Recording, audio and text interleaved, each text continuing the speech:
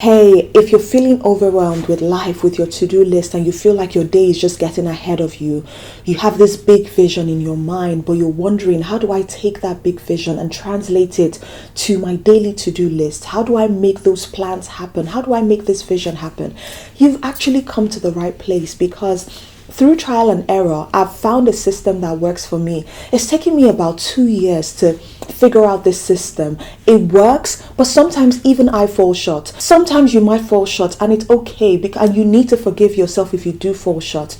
So I'm giving you real, actionable, tactical tips that you can use if you're feeling very overwhelmed by your to-do list, or you just want to schedule your day or plan your life.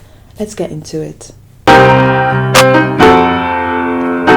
Before we start, I want you to remember that you don't expect yourself to be an expert right off the bat. If you try the method and it doesn't work, try it again and again and again, and give yourself like really baby steps. So the first thing I want you to do is to remember why you want it. Like, the why is going to be the biggest driver to everything. Honestly, it's the foundation of everything, of why that to-do list matters. It could be buying a car for your parents. It could be retiring your parents. It could be helping your siblings. So tie that daily to-do list and that vision to a really strong why.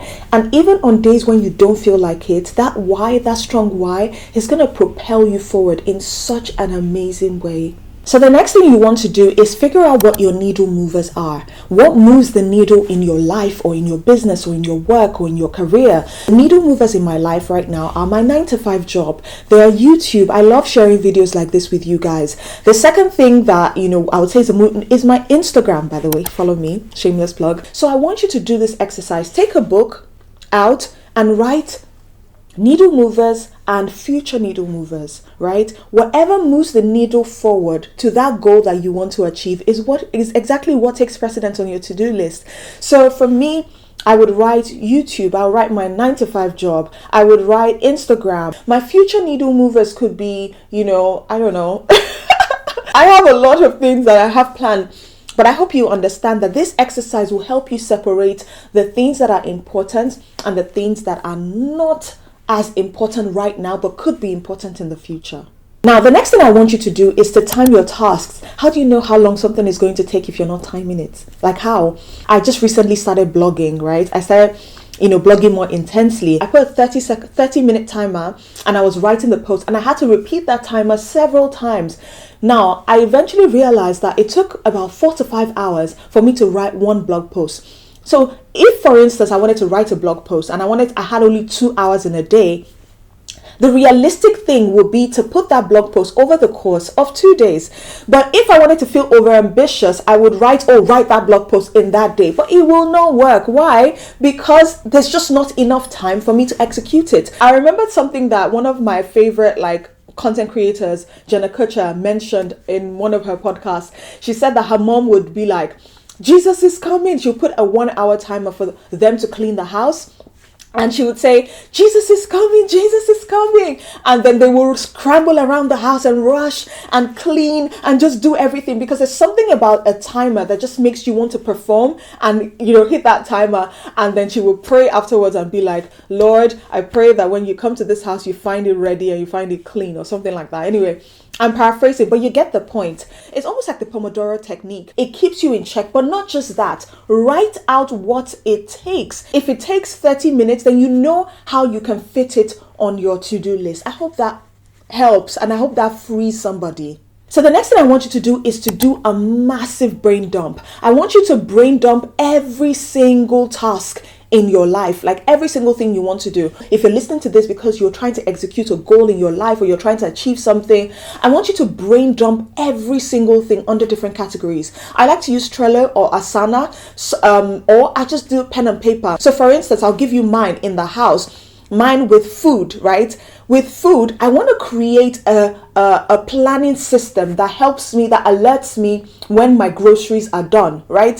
So that's something that's on my to-do list. I also want to create, because I have recipes pinned everywhere. I want to create a recipe book that is like all encompassing. Like, I'll probably even share that with you guys eventually. You want to do a massive brain dump of your to-do list, your life, so that nothing stays here, but everything is on paper or on your computer. Now, so once you've done that massive brain dump, obviously everything is not going to be a priority. I'll tell you one trick that I use to determine what's a priority in my day.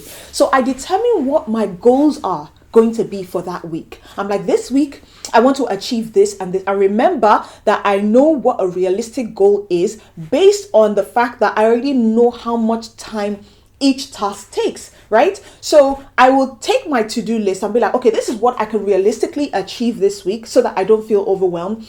And then I put a money sign. That money sign is the game changer. For you, it might not be a business, so you can do a star sign. Do whatever sign that works for you on those tasks that you know that you absolutely have to achieve, at a certain time, or that drive the needle forward in your business, your life, or the goals that you want to achieve. So once you've done that and you want to create your daily to-do list, I want you to make sure that you are setting just 3 goals a day. What I do every day, I love this paper planner. It allows me to set my top priorities. I might have a massive to-do list, but I don't feel bad when I don't cross those off because they're not in my top 3 priorities. But when I don't cross off something in my top 3 priorities, then I feel bad. There's something I was sharing on my Instagram the other day. I said, the more you do the things that you say you want to do, the more you learn to trust yourself. But when you keep not doing what you say you're going to do, you're not going to trust yourself, because next time you have a vision or you have a plan, you're going to say, I didn't do this the last time. I'm probably not going to do it again.